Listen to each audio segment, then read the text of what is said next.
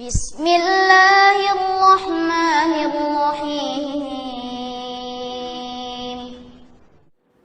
Ada kasus yang pernah saya dengar, seorang pemuda muslim belajar ilmu kebal di suatu perguruan. Pemuda tersebut taat dan patuh terhadap ajaran yang diberikan gurunya, hingga pemuda itu diberi ilmu kebal dengan satu syarat, harus rajin sholat dan berbuat baik terhadap semua orang. Pertanyaan saya, apakah ada ajaran ilmu kebal dalam Islam? Apakah dibenarkan seorang muslim menjadi takwa oleh sebab lain bukan karena Allah? Apa pengertian syirik dalam Islam? Syirik maknanya taswiyatu ghairillahi billahi fima huwa min khasaisillah. Menyamakan selain Allah dengan Allah dalam perkara-perkara yang merupakan kekhususan bagi Allah. Apa kekhususan bagi Allah? Ada 3. Pertama, rububiyah. Contoh syirik dalam rububiyah, orang yang memiliki keyakinan ada pencipta selain Allah, ada penguasa selain Allah, ada yang mengatur alam ini selain Allah, dan contoh-contoh lain. Termasuk yang mempercayai jimatnya bisa menolongnya, hari-hari baik, hari-hari buruk, bisa memberikan pengaruh pada hajatnya. Itu juga syirik dalam rububiyah. Ya. Yang kedua, dalam uluhiyah, yaitu dalam ibadah. Orang yang mempersembahkan ibadahnya kepada selain Allah, itulah disebut orang musyrik. Contohnya berdoa kepada selain Allah. Kalau sholat, puasa, zakat, haji, kaum muslimin paham, umumnya paham. Tapi ibadah enggak sebatas itu. Berdoa termasuk sebesar-besarnya ibadah. Maka siapa yang berdoa kepada selain Allah, dia telah berbuat syirik. Begitu pula orang yang menyembelih untuk selain Allah, karena menyembelih itu ibadah. Termasuk orang yang percaya jimat dan percaya hari baik dan hari buruk, juga ada syiriknya dalam uluhiyah. Apa syiriknya dalam uluhiyah? Ibadah hati. Tawakal yang seharusnya dia bergantung kepada Allah, dia berikan kepada jimatnya dan kepada hari-hari yang dia anggap baik dan hari yang dianggap buruk. Ya.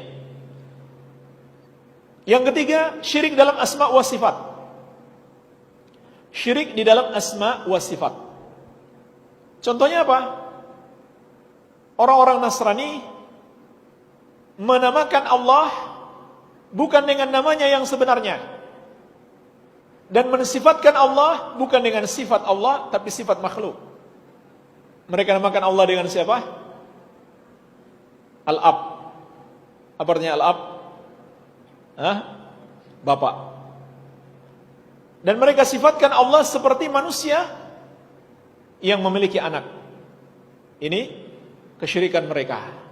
Di samping juga kesyirikan mereka dalam uluhiyah, menyembah kepada selain Allah, juga syirik dalam asma wa sifat. Menyamakan Allah dengan makhluk, itulah syirik dalam sifat-sifat Allah. Ya. Adakah ajaran ilmu kebal dalam Islam? Tidak ada. Ilmu kebal, tenaga dalam, ilmu bisa terbang di udara, bisa berjalan di air, itu semuanya sihir. Dari mana mereka dapatkan? Dari pertolongan setan, bantuan setan. Tapi di sini dikatakan syaratnya harus rajin sholat dan berbaik kepada semua orang. Kok kita katakan itu pertolongan setan? Iya, itu pertolongan setan. Kenapa? Karena niatnya beribadah sudah salah. Makanya setan senang. Niat beribadahnya untuk mendapatkan ilmu kebal, bukan untuk bertakwa kepada Allah Subhanahu wa taala, bukan untuk semata-mata mendapatkan pahala dari Allah, tapi ingin ilmu kebal. Jadi ini niat yang salah. Seandainya ini baik, tentulah Rasulullah SAW dan para sahabat sudah mendahului kita. Enggak mungkin kita bisa mendahului Nabi dan para sahabat dalam hal kebaikan. Kenyataannya Nabi SAW dan para sahabat berperang terluka, berdarah, dan gak bisa mukul dari jarak jauh.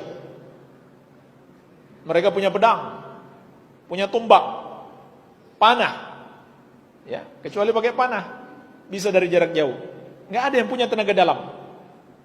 Dan mati syahid itu kemuliaan. Pakai ilmu kebal supaya gak mati syahid, ya. Penakut dong, ya. Dan jemaah sekalian, sebenarnya yang punya ilmu kebal ini harus langsung berjihad sekarang, ya. Karena kan nggak bisa mati, ya.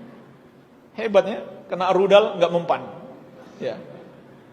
Harusnya mereka pergi berjihad sekarang, minta izin kepada pemerintah. Nggak boleh diam-diam saja di dalam keadaan kaum muslimin dizolimi. Kalau orang yang lemah, dia dapat pemaafan dari Allah karena dia lemah, nggak sanggup berjihad. Ini punya ilmu kebal. Coba, tentara mana yang bisa mengalahkan orang yang punya ilmu kebal? Iya. Dan jemaah sekalian, pahlawan Islam Khalid bin Walid, pedang Islam, pedang Allah. Ketika beliau wafat, orang yang memandikan jenazahnya menghitung di tubuhnya lebih dari 80 luka. Semua dari arah depan, tak satu pun dari arah belakang. Sudah lengkap lukanya, ada yang sabetan pedang, tombak, panah, enggak mati-mati. Bukan punya ilmu kebal, tapi memang belum ajalnya. Belum ajalnya. Dan beliau menangis gara-gara enggak mati syahid. Jadi beliau menyesal, kenapa saya harus mati di atas pembaringan? Jadi beliau bukan punya ilmu kebal, justru beliau merindukan mati syahid. Tapi sayangnya memang dia jagoan perang, nggak bisa terkalahkan. Ya, tapi terluka, nggak ada tenaga dalam, nggak ada. Beliau punya pedang. Dalam satu pertempuran, beliau pernah menggunakan 9 pedang. Maksudnya satu gunakan patah, satu gunakan patah, sampai 9. Nggak ada punya tenaga dalam. Pedang yang beliau gunakan, nggak ada punya ilmu kebal. Buktinya terluka. Hanya saja belum ajalnya untuk wafat. Itulah para pahlawan Islam. Seandainya ini baik, nggak mungkin kita mendahului para sahabat melakukannya. Ini semua permainan setan. Iya. Dan seringkali mereka dapatkan ini dengan cara harus mendekatkan diri dulu kepada setan-setannya. Cuman kadang mereka nggak sadar sedang mendekatkan diri kepada setan. Iya.